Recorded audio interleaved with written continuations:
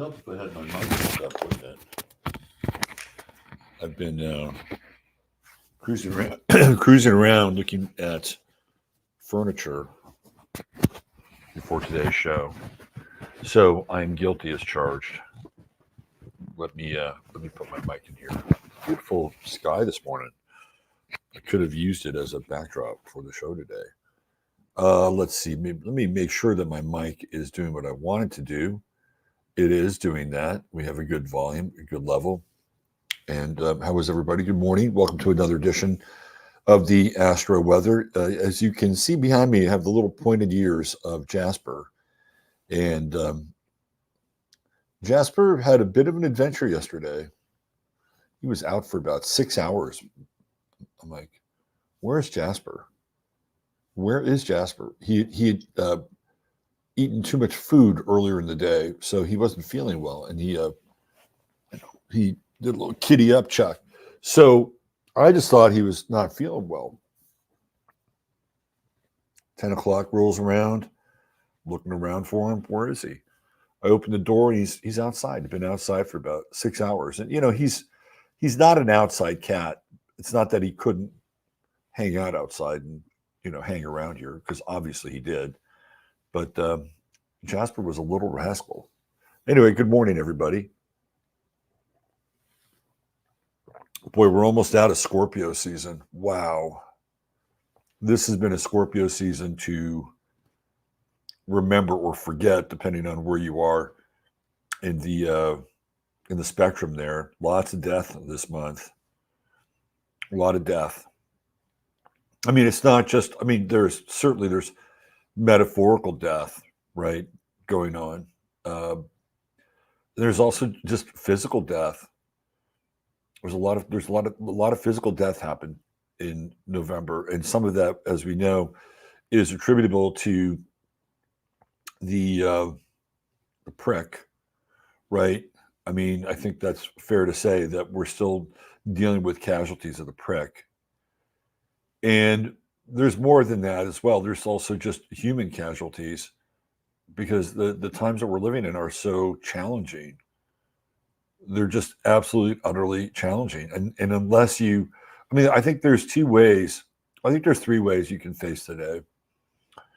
One is you face the day as a warrior, and you fight for what you believe that's right and just and true and moral. And, everybody's got their own version of that. Right? Like people on the left have their own version, or the progressives have their own version, and the Christian Zio right has their own version, and people who are into freedom and truth have their own version as well. So it's some of those qualities that are really subjective. Well, what's true and right and moral for me may not be true and right and moral for another person. So it's a little slippery slope. But that said, and I've gotten into this territory before, truth has a resonance, right? It has a resonance. And it resonates beyond programming and beyond acculturation. So that's one way to get through. Another way to get through is be completely zen, that it's all just an illusion. It's all a script. It's all Maya, right? And that's a strategy. That's a strategy of getting through a time like this, that nothing is real. And as a result of that, you can just see everything as it is, sort of like the shadow play in the back of Plato's wall.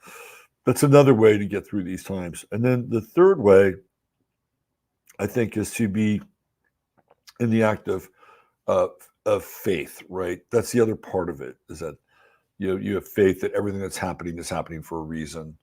And again, this kind of gets into the truth model, but that's the one through line would be faith, and that we're here for a reason. These things are happening for a reason. That we're basically having, the cosmic enema at the end times, right? And that there would be a place on the other side of this that we arrive at, that as a result of the tumult, right? The social tumult, the celestial tumult, that on the other side of this, it would be like the ark landing on Mount Ararat, like we would have arrived at new land. And so what you would want to do is you'd want to be in a position to be there, right? And that everything in your mind would be sculpted towards that. So that would require a great deal of faith. So these are all Sagittarian discussions that we're having, if you haven't noticed. Truth, Sagittarius, faith, Sagittarius. And I wouldn't say Sagittarius is Zen-like, but Sagittarius can reach philosophical conclusions that would allow the individual to be more Zen-like in how they deal with uh, the Maya at hand, right?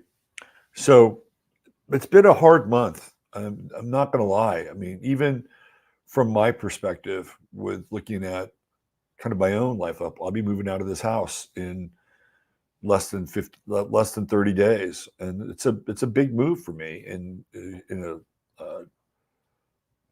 because I've been here for 2.5 years now, and I've loved this place. It's been some of you have even been here. It's like a compound in the country. And I'll be moving to an area that's much more, I wouldn't call it gentrified by any stretch, but it's the population is more dense. There's more people around. It's a neighborhood. And so even that in my world represents a type of death, right? Like I'm moving out of this sort of isolated place, living amongst, other people, which will have its own, I'm sure, interesting little tales of content along the way. And it's also interesting to see what's going on out in front of my window here, about a half a mile away to the highway. And they're really developing the shit out of it, right? There's like going to be a big mini mart on the other side of the highway. And it's like the sort of the quaint country space that I've been living in is going to change pretty rapidly. And with it comes traffic and all the things that, go along. And I can see where if they don't develop another winery or three out here, that this area that I'm living in could also be a part of some big push for more housing and more living space. And it's just the way it is right now in Texas. We're on a big growth curve here. Still after 2020 and 2021, where the masses and the hordes escaped their prisons, they jumped the fence, as my buddy David Palmer once used as a term.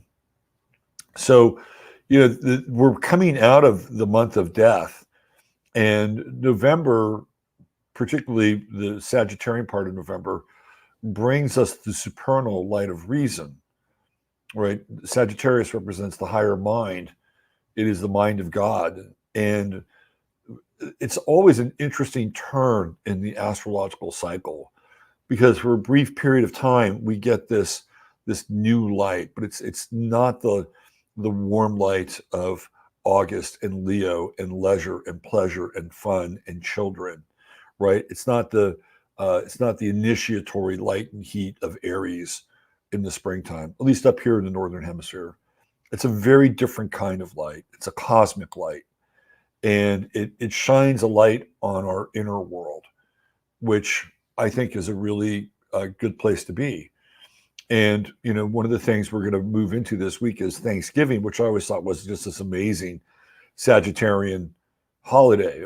Of course, it's a Sagittarian holiday. You're gonna stuff your face, right? You're gonna watch football. You're gonna drink. You're gonna be merry. You're gonna be thankful and grateful for all the things that you have in your life, and those are Sagittarian sentiments. And if you really want to work Sagittarius, be grateful. Be grateful for what you have, even if it's modest, because it could be a lot worse. Let's just put it that way. Now, you don't have to come from that place.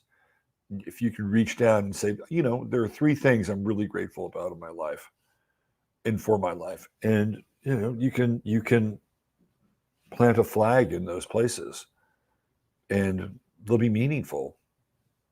So I think Sagittarius is a month of affirmation, and it brings us, theoretically, brings us out of the dark, out of this place that we've been in, and then hopefully through Sagittarius we understand, the season of death. We understand the season of passing. We understand the season of mourning. It gives us a higher perspective on it all. And then and I know this to be true because I've experienced it, there is this deep cleansing and gratitude that does come with death. It's very sad, but it's also profound in terms of how it makes people aware of life, right? Like how it makes people aware of life. And with that, you have gratitude. And so here we are in the pivot point of Scorpio and Sagittarius, which is a very interesting place astrologically to be. So with that said, why don't we get into the Astro Weather? I've got this new thing that I have to do, which I don't really like, but for whatever reason,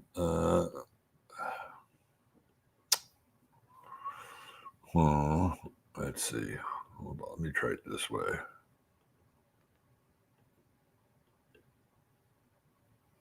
Well, so my issue here has been that. There we go. There we go. I just got to do this before the show. My issue is that this new on my new computer, StreamYard doesn't want to do screen share, so I have to put my screens up in a tab, and it's kind of like holding down. And anyway, you don't need to know. Let's look at the weather.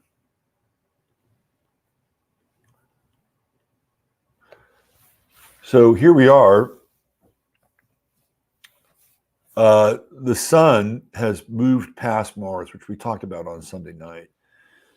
So what's interesting about this is that sort of the bloodlust that has been part of Mars and Scorpio, the shaking of the spears and the swords, is giving way now to the light of reason. Now, keep in mind that the sun is at the 28th degree, which is one of the more difficult degrees in the zodiac, which I've touched on before. But nonetheless, it is out ahead of Mars. Now, the downside is that Mars here becomes much more hidden and occulted. Like technically, it is behind the sun, right? And that's where Mars is going to be. It'll be behind the sun because the sun has moved out. It's going to be difficult to see Mars, right?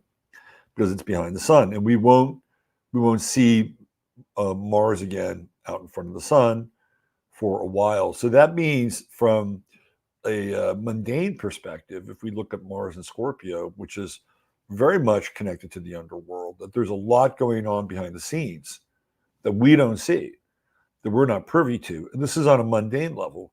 On a personal level, the position of Mars would represent things in our life that are below the surface, that are moving, especially in Scorpio, that are moving, that are dark, that have in some ways kind of a life of their own, and they don't always have to do with us. I mean, well, let me rephrase that. Everything has to do with us because we're the only entity in the cosmos, believe it or not. We're the only entity in the cosmos. And the paradox is that we're not. But we have to start from that place because everything begins and starts with you and your thoughts and your feelings and your predilections and your programming and everything. And so reality is a combination of all those things combined. And so you draw people into your life as a result of all those things. And the most successful people, the people that have the greatest ability to navigate through this plane, understand that. And so what they do is they consciously program themselves to have the best experiences. But it takes a lot to get there. It's not the easiest thing. It's not like you just go hang out with Joe Dispenza for a weekend because there's a lot of clearing out and reprogramming. Then you figure out that once you get good at it, right, it's not just you that's doing it. You're realizing that, oh, yeah, there's this higher thing that I'm working with. And that has a result in how these things are manifesting in my life. Anyway, so I would say that with Mars here, one of the things that I would be aware of is I would be aware of self-sabotage because or things that look like you're doing it, but it's not really you, right? On some level, it's kind of like a cosmic setup. And that's where you get with Mars in Scorpio behind the sun. Now, when Mars is in Sagittarius, we're having a different discussion, and it will be shortly. We're having a very different discussion, and we're dealing with indignation, right? And again, when I talk about these things, they're very broad based. You could have people on the left who have indignation towards Israel and the United States and the suffering of Palestinian babies, right? You could have indignation on the so-called, Zionist Orthodox Christian right, right? Like that self-righteous indignation. You'll get that with Sagittarius. So it's a different energy, but we're not there yet. We're still dealing with Mars here. So what you want to ask yourself is, how do I subvert myself? How, and at times in my own worst enemy, how do my subconscious interests work against my theoretical conscious design? These are questions that I would look deeply into today, because we're still in some of this configuration, like the Mars-Saturn square, because both of these planets are mathematically moving towards Sagittarius, which, by the way, that square will become even more fleshed out and will have even more religious zealotry. Won't that be fun? Everybody's going to be on their fucking high horse in about a week. Oh, it's going to be, and not only that, but Saturn's the lawmaker, and I'm sure that there are going to be hate speech laws. I mean, this cudgel of hate speech is going to be used to create more censorship, and I can see it. I mean, I can see it. It's all being born out of these beliefs and prejudices, and the desire for somebody to hammer their truth into the skull of another person, right? I mean, that's what we're going to be dealing with. So I would say, even with this right now, with Mars here, that there would be plans to work on more speech and thought control as a result of the dialogue that's going on. I got into this on Sunday night with what's his name, Elon Musk, and now he's suing Media Matters, because Media Matters was one of the agencies that has been involved in the takedown of Elon Musk, and he's suing them, and that's going to be really big. In a lot of ways, Elon Musk's professional life depends on a win against Media Matters, because now Tesla they're starting to become concerned that Elon Musk's public profile will threaten the sales of their cars. So again, this is very interesting, and you just have to, with Mars, you have to watch out for how you self-sabotage. And when we self-sabotage, what happens? We usually let other people then determine what our fate or course of action will be. And that also comes into that Mars-Saturn square. Now, all of a sudden, because you haven't done what you're supposed to do, somebody else is going to make the decision for you, which you won't like, right? So one of the things that we've talked about this last week with the Mars-Neptune trine is the refinement of action, purpose, and will. That's what you want to do. You want to refine it. And you refine it by flowing into the things that work for you. Now, there's a time when you can push the boulder up the mountain. There's another time where it's like, fuck the boulder, take the ski lift. And this is kind of one of those times. And you may have to get to the point where you push the boulder up the mountain one too many times, it rolls back on you. And then you say, I'll take the ski lift. Because that's the Mars-Neptune trine.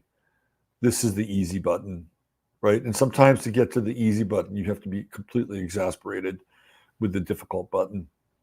We're still in the Mars and Sun sextile to Pluto, and that's an interesting aspect, right?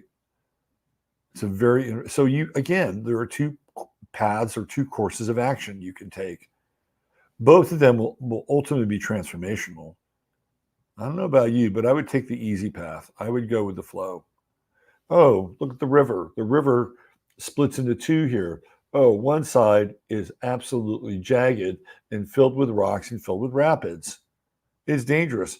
Oh, the other side, well, that's just flowing. And maybe you're an adrenaline junkie and you want those rapids. Me, I'll take the other side. At least now, at least in this stage of life. Okay, what do we have here? We've got the opposition. Mars and the sun are finally moving past Uranus. So a lot of the shocking kind of material is still in the air, but it's dissipating a bit, right? The next few days are a really big pivot day, a really big pivot day, as we have the sun shift into Sagittarius, and then shortly thereafter Mars shift. So these two major forces of energy and will are about to change signs, and when they change signs, boy, oh boy, will you feel it. And it will be exemplified intensely through Sagittarius. Watch out for fast talkers and con men today, because we have Mercury here squaring up against Neptune. You always, always want to double check your facts today. Do it anyway, but today is one of those days. And even with the Mercury moon square, this is kind of a bit lazy, and this is a wide square. So Mercury's coming more into the square a degree over the next week, right? So today we have the moon here, and it's like the moon. And to me, the moon in Pisces is kind of trusting and naive and innocent. It's like, oh, I just love puppies. And then you get that Mercury moon square, and it's kind of like the person that took great satisfaction and glee in telling you that there was no Santa Claus, right? That's the Mercury moon square. It's gonna pierce your bubble, right? And this is for your best good. I'm only doing this because I love you. Okay. And sometimes there's some truth to that, but that's what you'll get with this Mercury moon square. Now, again, since we're the author of our own journeys or our own stories, you want to watch out for that as well. You want to watch out for being that person. Nobody really likes that person. Sometimes you have to play that role. I get it. But there's a way to play that role that is perhaps a bit less obnoxious. That's the thing with Sagittarius. It takes Sagittarius can get on its high horse. I mean, literally, if you look at Sagittarius and the equine metaphors, it gets on its high horse, kind of looks down at everybody. If only you would follow the same rules and laws of conduct that I do, the world would be a much better place. Right? Sometimes Sagittarius can be really guilty of that. But you also have to be very, very careful over who you believe. This is the territory of naivete.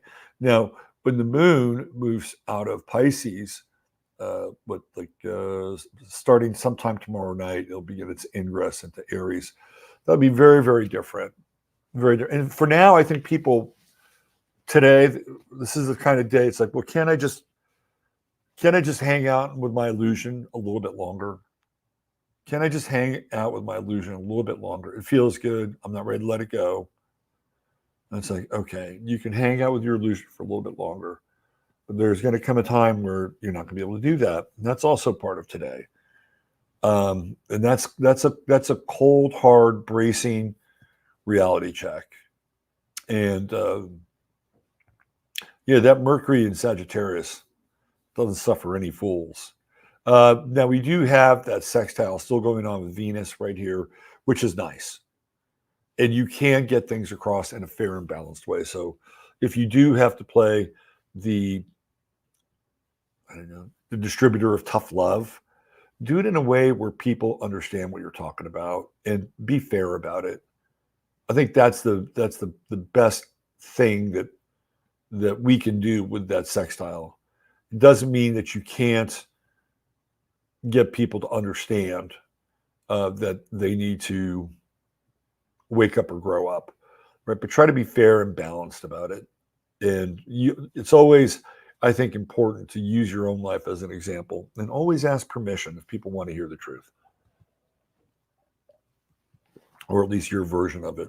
And we do have a nice little sextile going on with the moon And Jupiter today, watch out for overeating and overindulging. It's easy to do. It's very, very easy to do.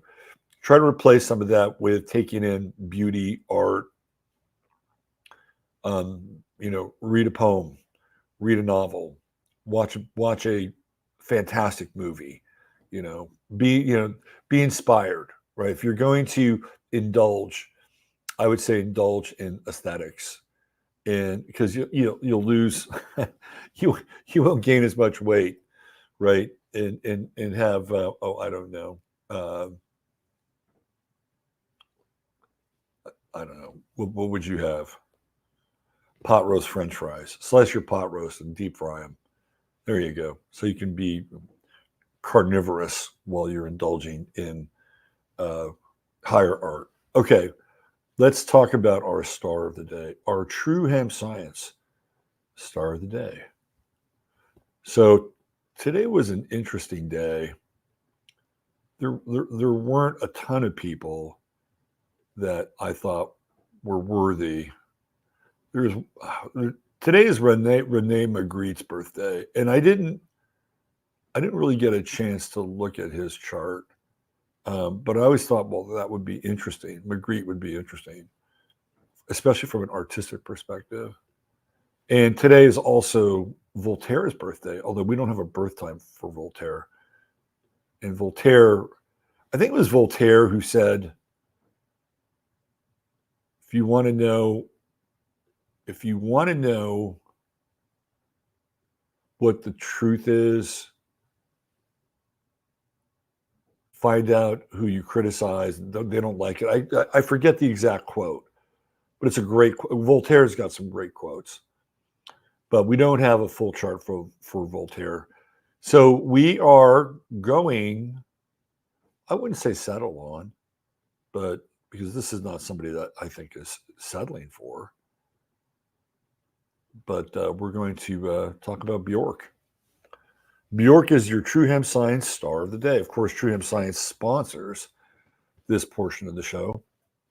And I had some of Chris's secret elixir last night, just a couple of drops. Put me out. This is the gummies. This is the gummies on steroids. So, but it's a white label little elixir. Chris is going to have a sale here shortly, so get ready. We'll be talking about True Hemp Science and holiday sale very quickly. So, if you are interested in some of the best CBD products available, go to truehempscience.com, and there, if you spend $100 or more, all you got to do is type in. Let me get my banner up here. All you got to do is type in 15MINS. See that right there? 15MINS. And if you type in 15MINS after spending $100 more, you will get free product. And if you spend $150 or more, you get free shipping. And there's always a 30-day money-back guarantee. So truehempscience.com, your number one source for all things CBD. And take advantage of the 15 mins little bonus code. We'll call it a bonus code. All right, let me get back to Bjork. Let's get back to Bjork. All right.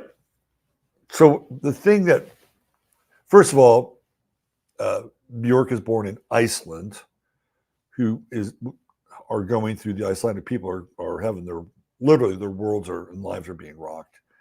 So she's born in Iceland, and whenever you get way up into the northern territories, right, you get these weird charts where some houses are just really huge, right, and others are. It's like Aquarius and Pisces always tend to be really big in those zones. You see some of the other slices of the pie that are very thin. And I remember doing a reading for somebody a long time ago who was, I think, born in Finland or something like that, and I had to use a different chart. So if you're an astrologer and you run across somebody like this, I would say equal house or whole sign would probably be the best way to read these charts because of how distended the houses are here in Placidus. So that said, there are a couple of things about Bjork's chart that stand out to me, and it's how, like, the midheaven and the ascendant are how we're seen and perceived, right? The ascendant, how we show up every day, and then the midheaven, how we bring the totality of our consciousness to the world at large, right? And she has Uranus and Pluto up here, and Uranus conjuncting her midheaven. So when we think of Bjork, we think of somebody who's really unusual. Like, that's how she appears to the world. I've always felt like she's an alien. And when you look at her, she looks like an alien. And she's very experimental in terms of her music. Like, she could go from post-rock to electronica to, kind of sultry sort of, lounge jazz with a bit of an electronic tinge to it. She's all over the place stylistically. She's never really settling into one genre. And I think Uranus plays a big role here with that. And on a personal level, what do we have? We get Neptune right on her ascendant. So again, she's like a shapeshifter. Like, I could type Bjork into Google search, and we could go through all of her images. And you're like, what the fuck? Who is this person? And she's really okay with it. It's kind of like how some people are just struggling to find their identity. And like, okay, I'm just going to keep peeling away the illusion so I find my essential self. Bjork is not like that. Bjork will put on masks and put on makeup and put on all these kind of exterior mutations to her persona. And that's how Bjork will find herself. Like, she's experimenting with a very wide palette in terms of her personal expression. And even there was a time where, like, she really got into like hip hop and trip hop. And I think she dated Tricky and Goldie. I think she dated them both. And both of them are these I think she might have even had a baby with one of them, if I'm not mistaken. And that again would be Bjork, right? With Uranus on the midheaven. She's not going to kind of just play with the status quo at all. And she came out of a group called the Sugar Cubes. And of course, we know that the 11th house represents groups and teams. And she, out of everybody in the Sugar Cubes, is the one that stood out, right? So we have the moon in the 11th house kind of ingressing into the 12th house. And then we have the sun here also conjunct Neptune. So who is Bjork? Where does she really come from? What's her identity all about? If you sat down with her and had a discussion about these things, she might be, in many ways, quite reluctant to divulge the details of her personal life, like she is a shapeshifter. And that's where you get Sun Neptune on the ascendant, and this restless kind of quality with Uranus Pluto. And when she goes through a change in genre or a change through the idiom, Pluto transforms her. And she has Mercury and Sag, which squares Uranus and squares Pluto and squares Saturn and Chiron. And I think there have been some times where she's put her foot in her mouth, if I'm not mistaken. I don't know the exact quotes, right? But she's definitely put her foot in her mouth. Her Mars is in Capricorn, so she's always been incredibly hardworking. Like, if you look across her catalog, it's not somebody who is a kind of mysterious artist who pops in and out every 2 or 3 years to have a record. No, Bjork is really, she's got that Mars in Capricorn. And in a lot of ways, it's probably one of the better aspected planets in her chart. It sextiles her moon in Scorpio, and it also is in a sextile with Saturn and Chiron. So with Chiron, she'll take risks. And with Saturn, in most cases, she's very smart. So she'll take calculated risks. Venus is also in Capricorn, and which is interesting. So she's got the Venus Mars in the same sign, I would say they're in a wide conjunction. Does Bjork have an asexual quality to her? I would say yes. And it would be more along the lines of her being in control of her career and her life and her artistic output. Like she has never taken a back seat to anybody or allowed any label to say, okay, well, we want another dance hit. No, you're not going to get that. Right. So she does have this really interesting quality here. But I would say, and again, this is an exercise in, learning some astrology. Venus is ahead of Mars. So what you'll get is you'll get more of the feminine aspect of Bjork with Mars behind it. And just when you think she's, this little petite cherub, wave shape-shifting, nymph, right? Mars will kick in and, she'll show you a difference. Like there was an album she had called Army of One, right? Some very interesting songs on that record and very Mars-like, right? So she's fiercely independent. Very interesting chart in a lot of ways. And even with that big third house, right? She's, which is Gemini's house. She's always trying different things on to try to come to some, I think, degree, I would say stability, but some ability to hammer her expression into place for a period of time. And of course, she has a bucket chart, and it's all being determined here by Jupiter in Gemini, which again is kind of shapeshifty. Or let me try in this, let me try in this, and let me try in this. I don't know if Bjork and Prince ever worked together, but that would have been an incredible duet, Bjork and Prince. Don't you think? That'd have been fucking cool. She's got Jupiter in Gemini, so I'm going to have to look into that. And she's got her true node in Gemini, 7th house. And so partnership is, important to her, but not traditional partnership. She needs somebody who can reflect qualities about her. So I think she wound up eventually marrying and having some kids with Matthew Barney, who is an artist from the United States. And he's a very, again, avant-garde experimental artist. And I think they've worked a lot together with their video collaborations and even beyond video, like paintings and sculpture and more kind of, op art stuff, right? So she's really, really fascinating in terms of how the chart works out with Uranus on the midheaven and Neptune and the sun on the ascendant. In a lot of ways, she can be anything you want her to be, and yet she won't, right? Very interesting chart, super interesting person. And how old is she now? Bjork is 58. Bjork turns 58 today.